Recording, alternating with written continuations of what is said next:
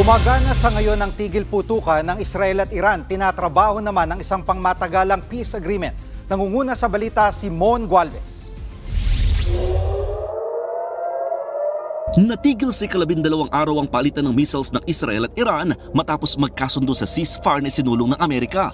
Sa tala ng Iranian Health Ministry, higit 6 na ranang namatay sa kanila. Sa Israel naman, 28 nasawi.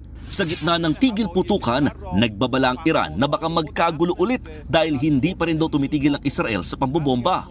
Pero sabi ng Israel, nambomba rin ang Iran. Hindi ito'y kinatuwa ni US President Donald Trump na siyang nagsulong ng ceasefire. You know what? We basically have two countries that have been fighting so long and so hard that they don't know what the they're doing. Do you understand that? Sa ngayon, ayon sa Middle East Envoy ng Amerika, gumagana naman ang ceasefire. Umaasa raw silang magkakaroon na ng pangmatagalang peace agreement matapos ang anilay promising na diskusyon sa Iran. Bakas naman sa satellite image na ito ang pinsala sa mga nuclear facility ng Iran matapos puntiryahin ng Amerika. Ayon kay US President Trump, hindi na may tatayo ulit ng Iran ang kanilang nuclear facilities. Pero sa assessment ng US intelligence, hindi ganap na nasira ng Amerika ang nuclear capability ng Iran. Ayon sa ilang source, napigilan lang daw ang nuclear program ng Iran ng ilang buwan at posibleng hindi rin naalis sa mga stock ng uranium. Una nang sinabi ng Iran na ang ginagawa nilang nuclear research ay para sa civilian energy production.